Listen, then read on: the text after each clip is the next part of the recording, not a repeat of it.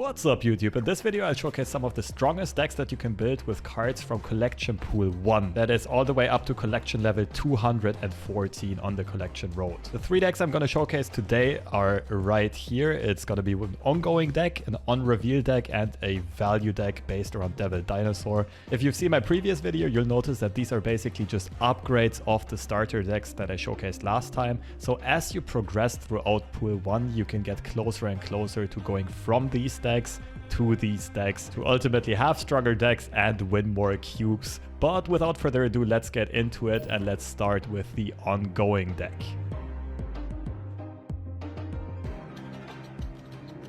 This is a deck that plays a lot of ongoing cards and relies heavily on Spectrum as our turn 6 play to buff all of these up. As our 1-drops, we play Ant-Man as well as Nightcrawler. Some of the strongest 1-drops in the game, you can squeeze them into pretty much any deck, and they will usually perform well. For our 2-drops, we have Armor. Can sometimes be nice against cards like Elektra or Killmonger. We have Colossus, whose effect can be useful on locations that give negative power, that give power debuffs, for example. We have Lizard, a very interesting card that we usually just want to play in a location that is not very contested by our opponent. We have Mr. Fantastic, we usually try to play in the middle location. The Punisher, we do try to play in a location that is heavily contested by our opponent. Captain America for some swarm synergy. And this is where the deck gets interesting. We play Namor, which is a very strong standalone card to contest the location on his own. So what we usually want to do is play all of our other cards into 2 locations and only play Namor in the 3rd one. Namor is already going to be 10 power by himself. If he gets a Spectrum buff, he's going to grow to 12. If Mr. Fantastic gives a buff to the side lane, he's going to grow to 14. Best case scenario, claw buff to the right side. It might be 19 power on the right location with just 1 card contesting it. So keep that in mind. Namor usually goes to one of the side lanes. We try to flood the middle lane with Mr. Fantastic and so on, and the other side lane with all of our other cards. And for power moves, Iron Man is great at ensuring that we actually win a location, especially if he receives a Spectrum buff. Since we almost only play ongoing cards in this deck, Iron Man is of course going to double all the Spectrum buffs of all of the cards, of all of the other ongoing cards at that location as well. Claw is just a cheeky card to play for multiple locations at once, and I already mentioned Spectrum, the absolute key card in our deck. So if you want to see this deck in action, I'll show you some gameplay footage that I took off my Twitch stream at twitch.tv/FreshLobsterCCG. Then I'll show you the other 2 decks.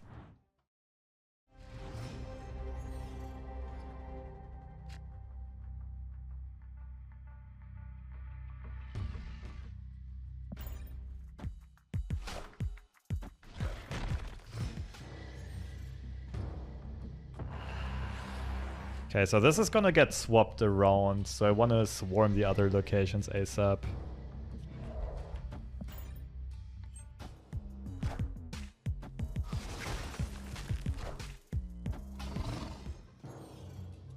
It's very good with Lizard.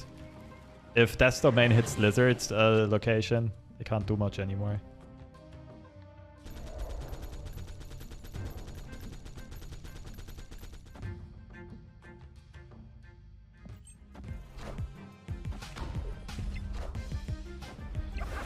No! Goblin Ant-Man, Captain. 4 mana for 5.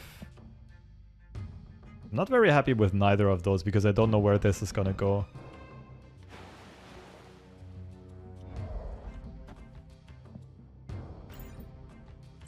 Avengers! Assemble.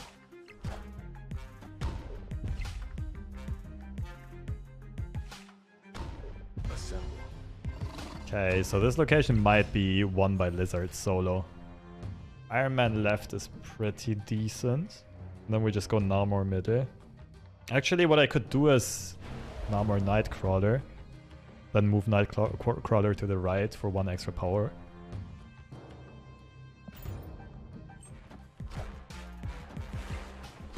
Huh? Oh shit.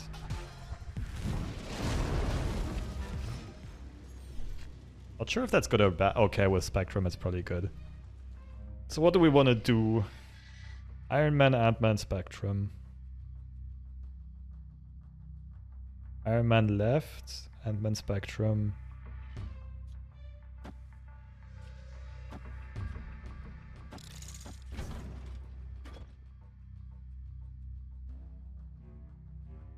I don't have a 1-drop anymore. I don't have to play Ant-Man yet.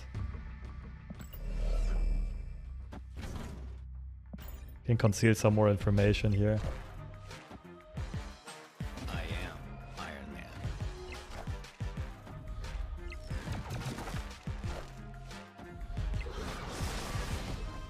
Somewhat scary, but not really.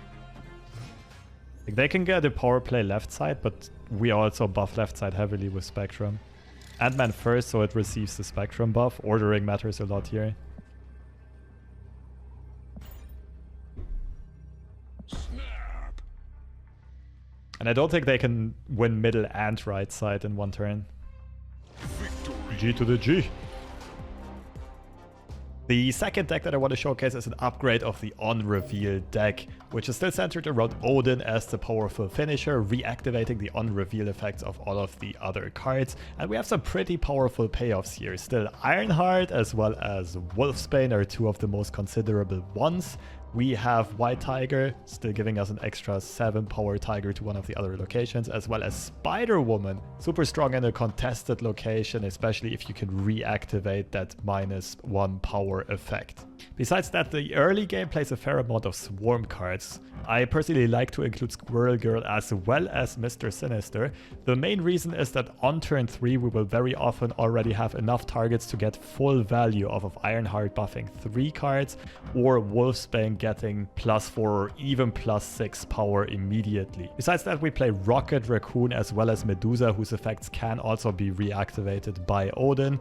Nightcrawler, like I mentioned earlier on, just a super strong card in pretty much any deck. Scarlet Witch to save the day in case we low roll a location and get wrecked ridiculously. Scarlet Witch can often bail us out.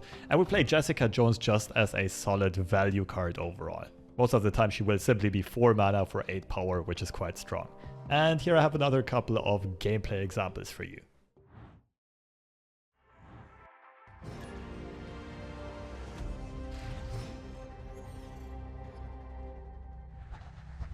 Okay, that's generally not bad for us.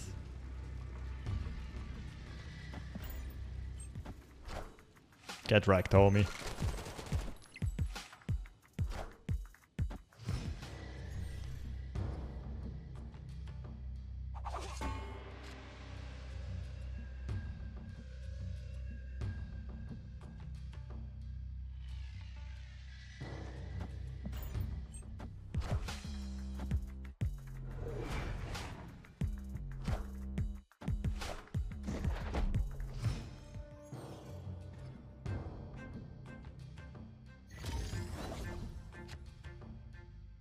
Middle.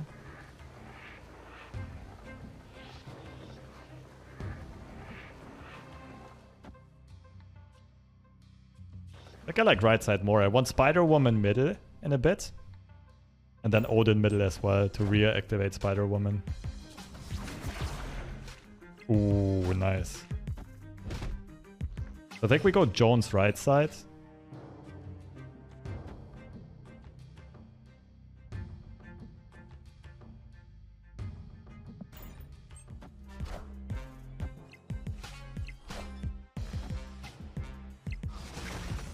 Fine.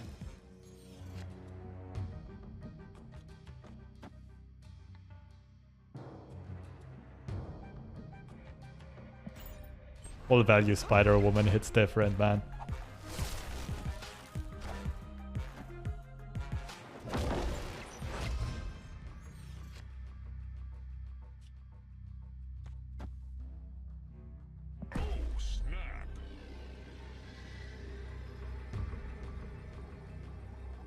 We're grooving.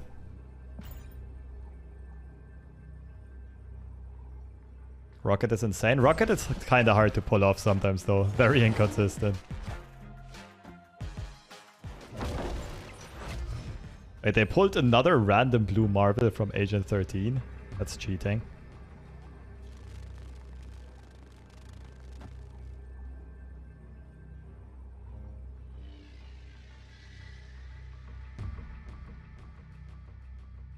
I don't think we can lose this, really.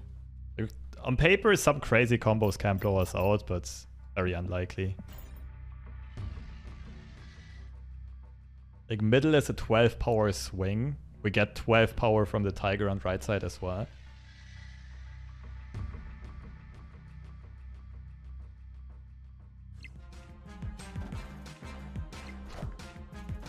I am Iron Man.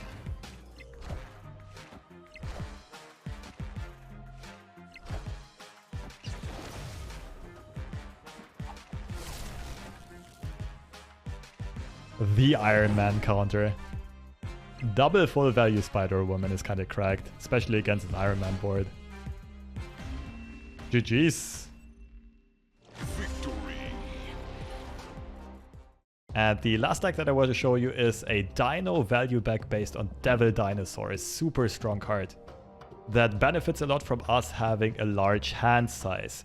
How do we accomplish that large hand size while still playing cards and keeping up in power across the locations? We of course play cards that generate more cards for us in hand. Mantis is one opportunity to do so, although she is somewhat inconsistent and you do need to predict your opponent's moves correctly. On the other hand, Cable does so much more reliably, not having to worry about what your opponent does. Sentinel is one of the strongest cards in here. We very often want to spam Sentinels in the mid-game throughout turns 2, 3, 4, 5. And one of the true MVPs in this deck here is Moon Girl, just duplicating your entire hand, and that means she can also copy Devil Dinosaurs while they're still in hand. So you can play one on turn 5 and one on turn 6. You will often have 6 cards at the end. One important thing to know here is that the maximum hand size limit is 7. So very often after playing your last dinosaur, you will have 6 cards in hand, and your dinosaurs are going to be at a whopping 15 power. The rest of the deck is pretty much just some solid overall power cards to compete for other locations. We have the combo of Ant-Man as well as Nightcrawler again.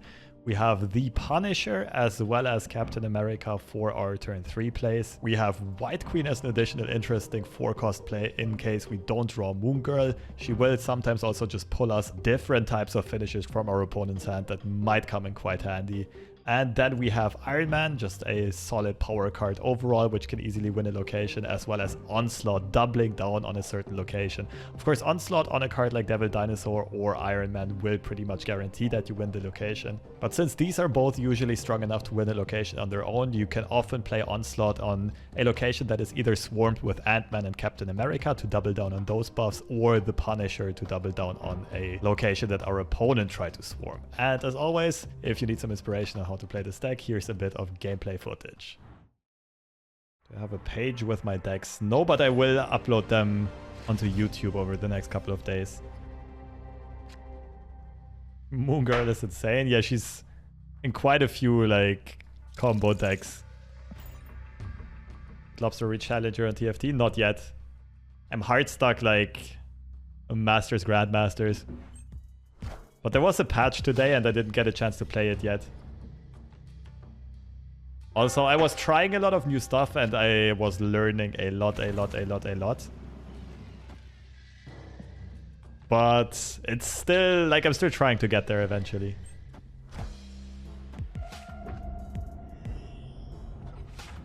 It confirms that the cards on the pass are not collectible without it. I think, I'm not quite sure how they're handling it right now. Originally, the idea was that the cards will be available after the pass ends, like 1 or 2 months after the pass ends, and make them available for everyone. But so far the cards from the battle pass have been garbage, or not garbage, but not like meta defining or top tier by any means.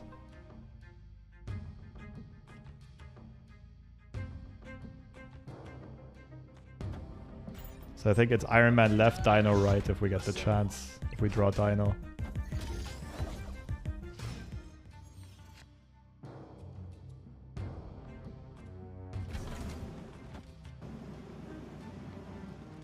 I can't play this middle because then it clogs my draw.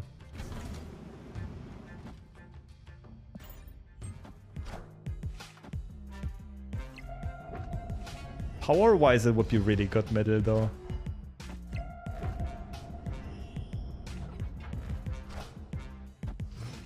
It's a destroyer deck, okay.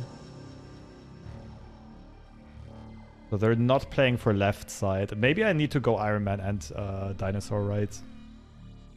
I do Dino right for sure. And then we'll see what our opponent does.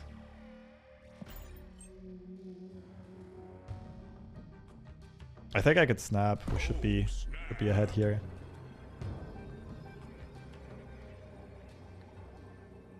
I hope they play Hobgoblin middle. That would be hilarious. Ah, too bad. Okay, now it's exactly 50-50. If they play Destroyer left side or right side. Actually, they have to play it left side, right? Because right side only gives them 22 power. But I play a card here, so Dinosaur goes to 21. Location goes to 21. But I feel like they have to play it left side. Right side seems like trolling.